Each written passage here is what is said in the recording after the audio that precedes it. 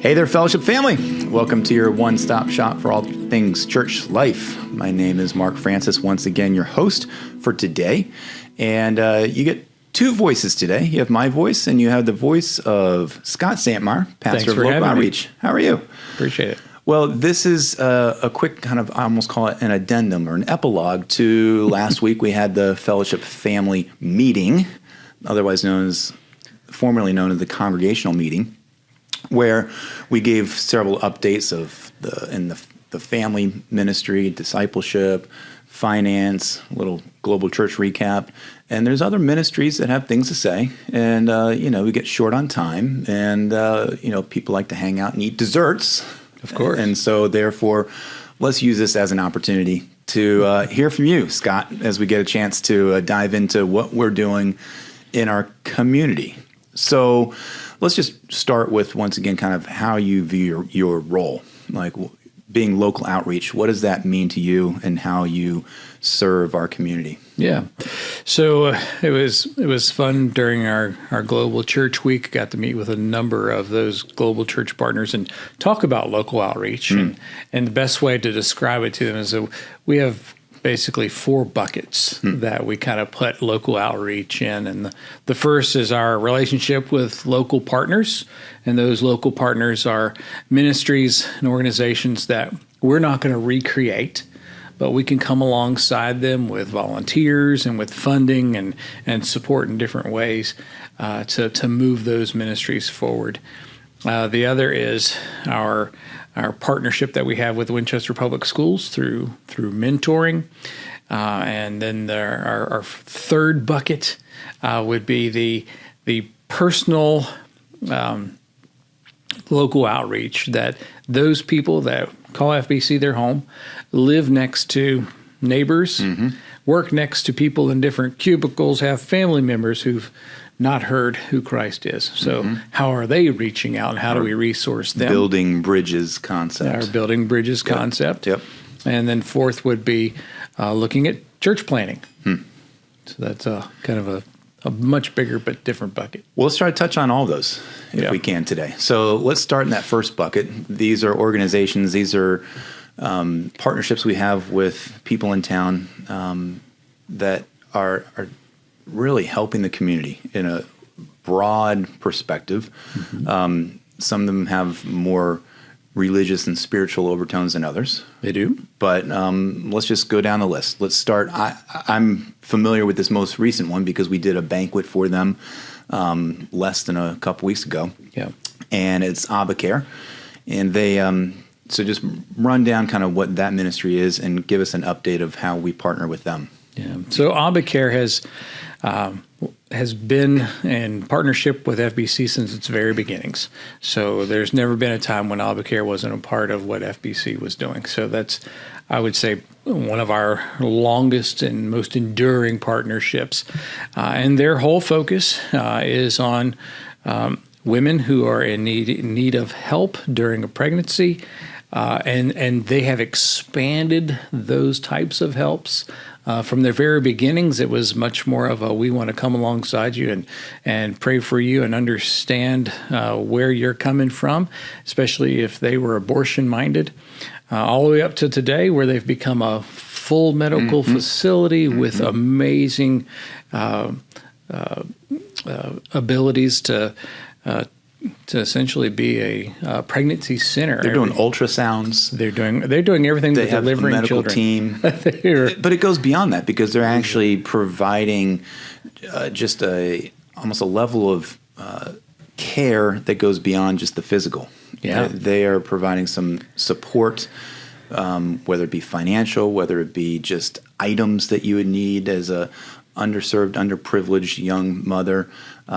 They're providing counseling. They're pointing people to the gospel over and over again, and some of their newest programs, like their Ezra program, is a program that's specifically focused to that mother, that couple who's been told that their child is most likely not going to make it through the whole pregnancy or die shortly after it's born because of whatever defect or genetic thing is going on there that would keep it from thriving. So a lot of times those folks are told, go ahead and terminate this pregnancy and be done. Where they're coming alongside and saying, you know what, this is still a life, and we're going to treat it with dignity and come alongside those folks. And that's a real blessing to them, and it's a brand new thing. So it's a unique opportunity. One of the ways that we partner with them is that we provide the facility for them to host their large fundraising event each year, which just happened that we're talking about. And I know from chatting with Nikki Morelli, who's the director there, that they had a successful banquet. I think in every way they thought it was successful in pretty much every way. Yeah. So they were very pleased, and they look for pledges. They look for kind of the support for the year, and they hit their mark. Yeah. So that was, I think, very much a blessing to them. Yeah. Other things that other organizations here in town, we actually support by hosting things. The next one coming up is a Laurel Center event in November. Yeah. Tell us about Laurel Center. They call it their Empty Bowl event, where they have potters who make bowls, and people can actually buy a bowl. There are folks who have literally gone year after year after year and have complete sets of these bowls. Yes, absolutely. But it's one of their bigger fundraisers. And the Laurel Center's whole focus is on abused women and how to give them shelter and counseling, how to give them that immediate relief from that abuse, whatever that might look like.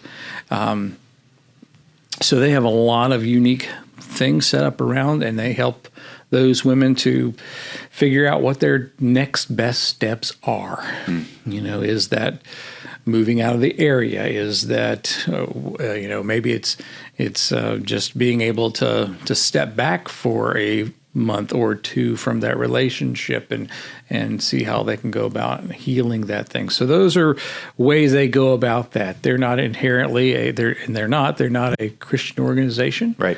But they are an organization that does a very unique thing that we will not. So then how do you view our partnership with that when you say they're not a Christian organization? What kind of give us the breakdown of kind of why we would get plugged in with an organization like that? It's a place that we can send volunteers. So they may not inherently be a Christian organization, but we can send volunteers into that organization that are. So they can still be the light of Christ in those people's lives, in those women's lives, at some of the most difficult times. And there's nothing stopping them from sharing their faith and their beliefs in those moments. So that's one way we can go about being a part in what they're doing without recreating an entire ministry. And with their event coming up, it's November 10th. It's on a Friday. Just another example of an opportunity of, yes, we are hosting them and being a light to the community, of having a facility that can have their fundraising event. And there's plenty of people that we work with and partner with who aren't believers, who are being exposed to just our campus, and that we are open to receive them. Yeah, and last year I was here as people were coming and to that event, and it was amazing how many folks were kind of meandering through our home center, collecting materials, seeing what was going on there. So just the facility itself was inviting in a very Christ manner. Yeah. So that's coming up November 10th. I'm sure you can attend if you'd like to. And it's just a neat event. Other organizations in town. Let's talk about Winchester Rescue Mission. Yeah. So then they have a banquet. It will be in 2024, but right on the cusp of it. So the Rescue Mission, again, another long-term partnership that we've had, not just financially, but with volunteers. And we've done a lot of things with them and for them, and they've hosted things here. So there's lots of interaction amongst them. And their whole focus is on the homeless issue of Winchester and the surrounding area, which is not going away. It's not going away. I mean, we see it as we just drive around town. Sure. People holding up signs saying just any little bit helps. that's real. Sure. There's people living in tents. There's people who are homeless. They're they're real. going to this rescue mission just for their fresh meal of the day. Yeah. And they have, again, grown immensely. Not because that it was something that they wanted, but it's a necessity in our community. If the homeless population was shrinking, then so would they, but that's not the case. Yeah, and as they've been growing, and that's due to kind of a person who's been around for a long time, Brandon Thomas. And I don't know if anybody read the Winchester Star or heard in the last couple of months, he's going to be leaving. Yes. So what's the update? What do you know with what's happening there? Yeah, so Brandon is going to be going to an organization called City Lights, which is kind of a national organization of homeless shelters. And he'll be a part of that national organization. Right now, they have an interim director, Lauren Close, and she has been on staff for a number of years. She headed up the women's shelter, so she's very familiar with the organization and how things work. And right now, she's the interim. They haven't begun a new search as of yet, so we're not sure what their next steps are. And how do we best partner with them? I'll speak from experience. My community group that we led, we've done a couple different nights where we've gone there and helped serve food. Yeah. So there's a partnership that we were able to, as a community group, just participate in. Other ways that you think that we have been able to help them over the years? What have you seen? As a community group, that's a real simple way to just step in and be a part of something that's going to happen every day. There's going to be a meal happening every day, so that's an easy way to do that. We've had numerous men go and do Bible studies and mentor and disciple men that are there at the rescue mission. Countless over the last decades of time. And then they have specific needs sometimes where they'll have, we really need this wall painted or this room redone. And then they'll kind of put that out there. And so many times we've been able to gather a group of people together and to pull those things. Because they have basically a men's facility and a women's facility. Correct. And they have another building that they are. They have another building on Valley Avenue, which will be an even extended time, where they're looking to do more of a daytime space. Because what happens is that during the day they send these folks out, and in the winter especially, they're looking for warm places to go. A lot of times that's the library or, it's any open public space that they'll go. But they're looking to having a dedicated space there at the Valley Avenue location. That will be a day space for them to be at as well. So those are some of the top ones. Another organization are for maybe for youth. So we have Young Life, Fellowship of Christian Athletes. What other kind of organizations? Yeah, Young Life is been in the area for a while, but they've kind of hit their stride over the last couple of years and have seen some real growth and some interaction in multiple schools, middle and high school. So that's been neat to see them grow in that area. And we've been able to partner with them, not only financially, with people who volunteer for Young Life as well. You find that those volunteers typically have been in Young Life when they were in high school and have such a love for it that they come back and they volunteer. So that's kind of the typical volunteer for that. And Fellowship of Christian Athletes, again, another new organization in the area that is gaining some traction. And we're just looking to see how we're best going to partner with them over these next years. And Young Life, their local director here, Sam Noble, is part of our local body here at Fellowship Bible Church. And there's just a neat kind of camaraderie, I think, that we all have with each of these organizations, whether somebody is on staff there or affiliated from Fellowship in general, but just how we have a partnership with a lot of their key leaders. They do look to Fellowship Bible Church as a primary supporter. They do of them. They do, and it's easy to see why, because there's a lot of people who call FBC their home. So there's a big pool of people to communicate their vision to. So it's one of those. It's a place where they can feel like their efforts could be doubled, tripled, quadrupled, whatever, if they're able to kind of get in the door and talk with folks. And if you're watching or listening and you're thinking to yourself, oh, I can really see myself gravitating towards one of those organizations, what would you suggest that we do as a church body or as an individual person to get connected? If they donate to them directly, is that okay?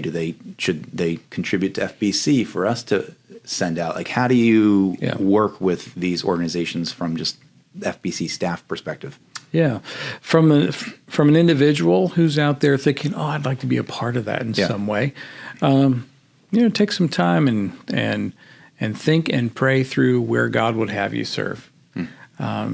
Has He given you a passion for a people group? Is it unwed mothers? Is it the homeless? Is it abused women? Is it teens? Or how has God given you kind of this heart for those people, and then kind of follow that in there. Giving is something, again, that's a very personal thing, and you can just think through, okay, how can I best do that?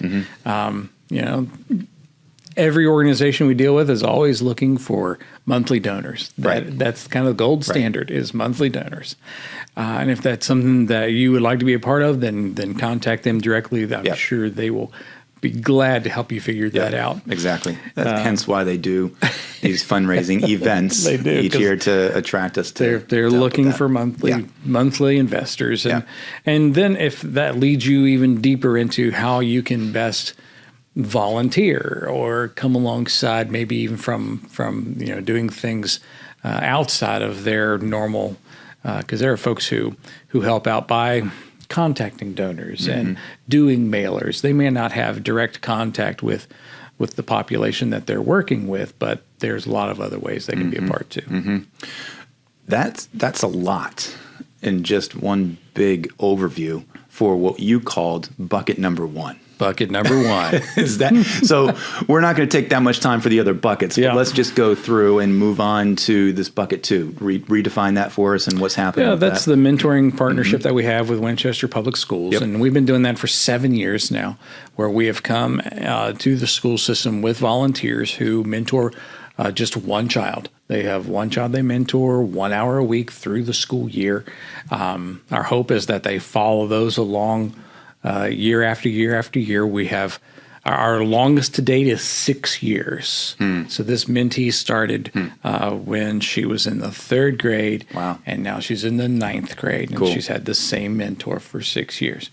So those are success stories that we can see those things happen, and they come along. They are a caring adult who are consistently in that child's life, consistently encouraging them forward in whatever need they might have, and that we have found great success in. So, how did the rollout of this coming year go? Because we had announced that a few months earlier when school season started, and we were looking for new mentors, mentees. Is there still opportunities there? There's always opportunities. We have a bunch of new mentors who have gone through the training and the background process, all of those things that they had to do. So we're in the process. Even now, we're still connecting mentees and mentors together. That's been kind of a slow start this year. With there's numerous different reasons, but slower than we'd hoped it would be. Yeah. Well, that's bucket two, which, by the way, I think you said this, but I'll emphasize the entire Winchester City school system. We are now affiliated with, not just Quarles, right? Yeah. So how has that been going with the partnership with all the different administrators there? Yeah, and every school has a different flavor. So every school has not only the different flavor, but kind of a different entry point of how you connect with the mentors to the mentees, and so it's a learning process for us and for them. So and it's a good reminder that it's a learning process.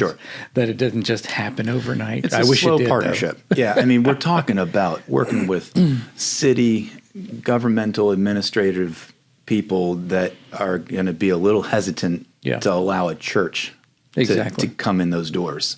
Never mind say the things that we want to share with them. Exactly.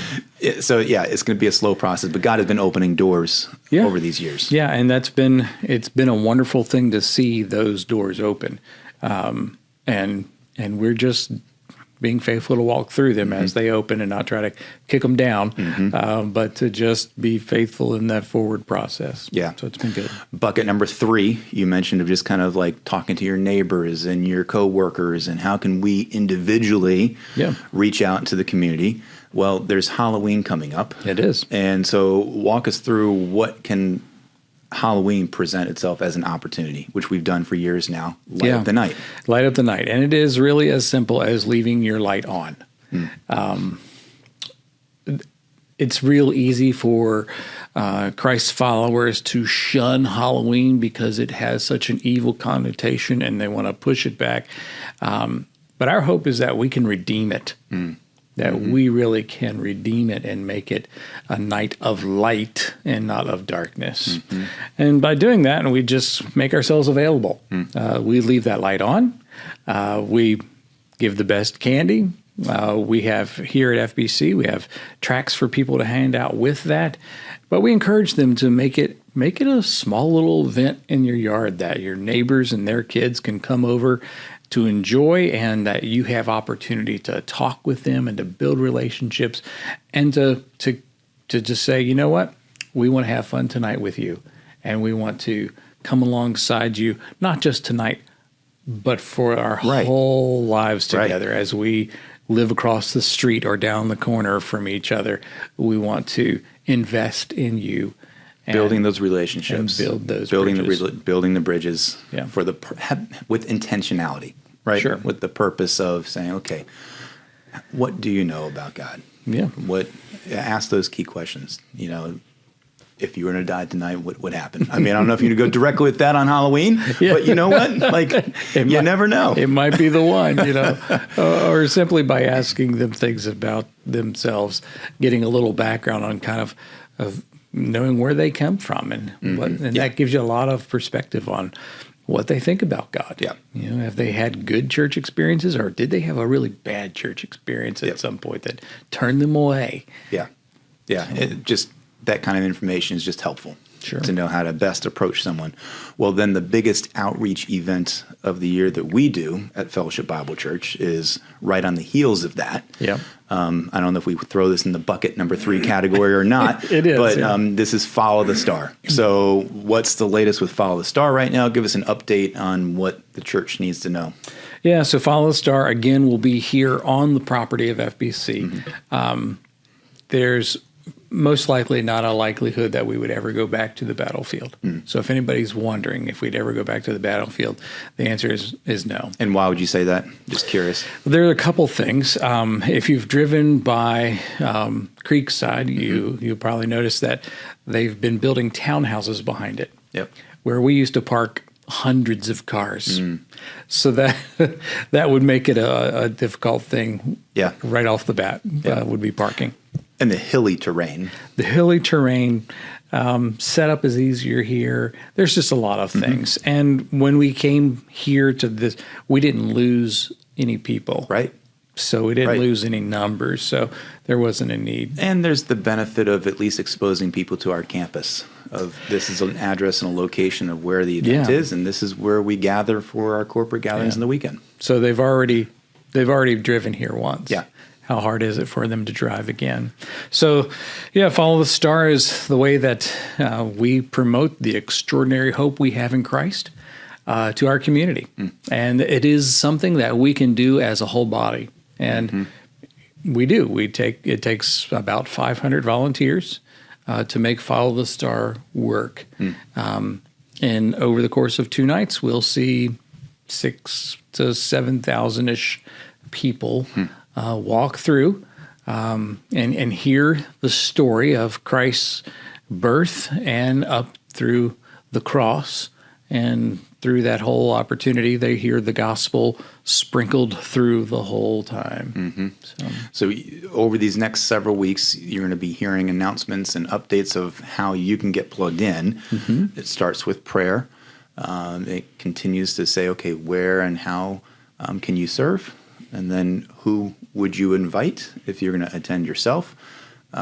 There's, again, an opportunity for every person to really assist with this process, Yes. whether you're just baking cookies, whether you're just praying, whether you invite somebody, or whether you're an actor, or whether you're a singer or a tour guide, you name it. There's possibility for anyone to participate.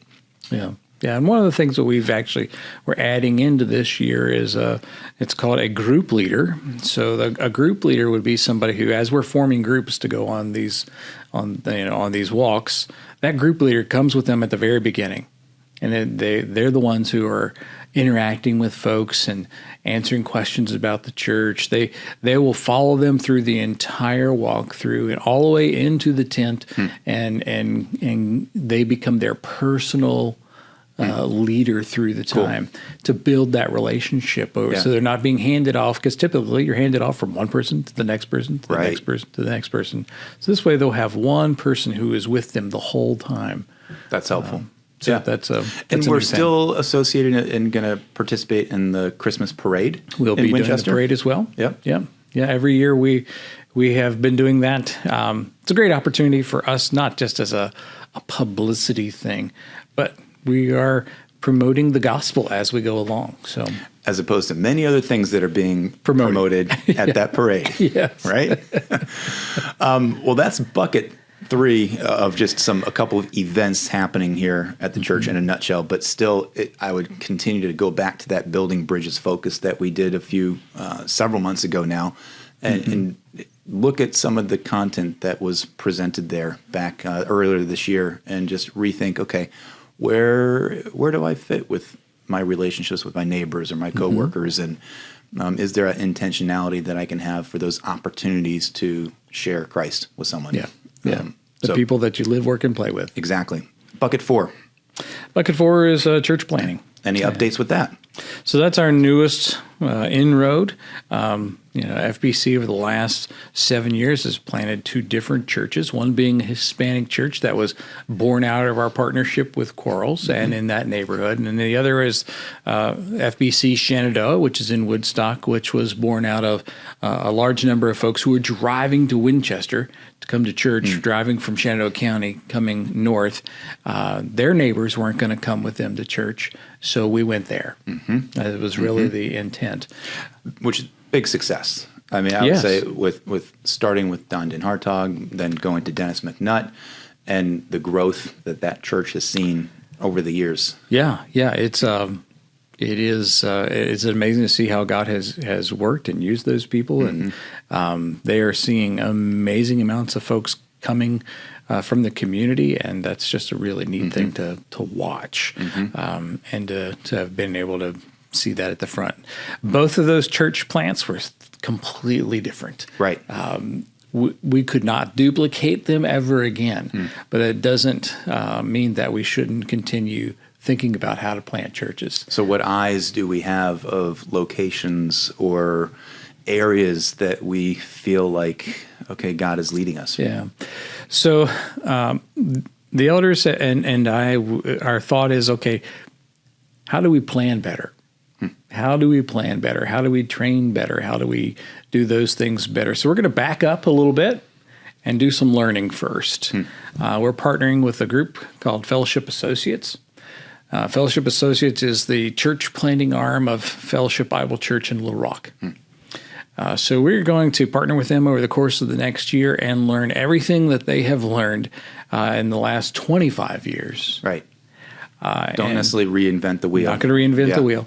And do our best at creating what we're going to call a residency program where we'll be training church planters.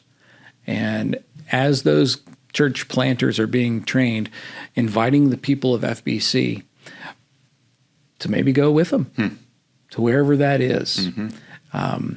We went to a conference years ago, and at the conference they had this church planter and his family up on stage, and they're like, here's, Jim, the church planter, and they said he's going to be planting a church in Georgia.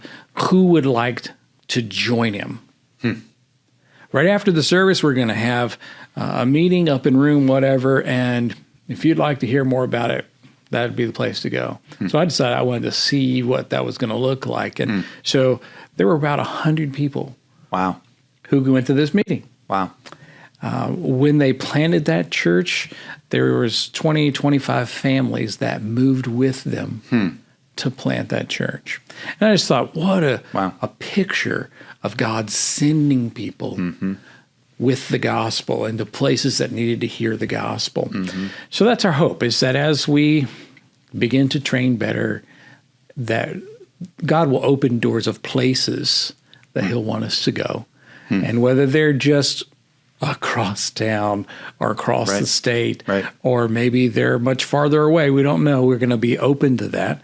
But our hope is just to, at the beginning, to be more prepared for it. And that's a great discipleship opportunity through this training and through this learning and through this kind of study period, if you want to call it that, to bring people along with you during that process to say, okay, where does God have us? So we have a church planting team right now, and that's their focus over this next 12 months is to be learning and planning and looking toward what does it look like to be a church that plants churches, that plants churches, that plants churches. That's great. And we just came off the heels of the Global Church Week, where we're seeing God do that around the world with our global missions team, and how all of a sudden there's been some exponential growth happening with the leaders that we've been working with for numerous years. There is nothing holding us back to say we can't do that same thing here locally in Virginia or West Virginia or beyond here in the country. Yeah, so often you hear stories of these foreign countries and our global church partners, and they'll say something like, well, there was this village and we decided to go there and to gather somebody, some folks, and ask them if they wanted to do a study. It was that simple. And the next thing you know, they start gathering people and a church is born. And we're just amazed at how simple it actually is. And we complicate things in our Western world. So well, humans complicate things, I think, too, right? In general. Well, that's been a great update. Thank you for just sharing all that. It's helpful to kind of visually think of things in those kind of buckets and know that FBC is involved in so much more than just inside of the church walls. It goes into our local community and beyond. And so part of that idea of preparing and deploying dependent disciples, there's that deploying. And we are all meant to be deployed. So thank you, Scott. Thank you for being a part of this today. Thank you guys for watching and listening and being a part of the episode. Remember, there's the Sermon Spotlight podcast that we have at the church. There's also the Global Missions podcast that we have at the church. So make sure you subscribe to those. You can find us when we post them on Facebook, or you can also see them on YouTube or any other areas where you get your podcasts. And keep letting us know what you're looking for. We want to hear your stories as well. So it's encouraging to hear stories from people within the church. And trust me, it's not that scary to sit here and chat. It's not that scary. It's not that scary. We'd love to hear from you. So until we do chat again, let's let Christ be the focus of our lives each and every day.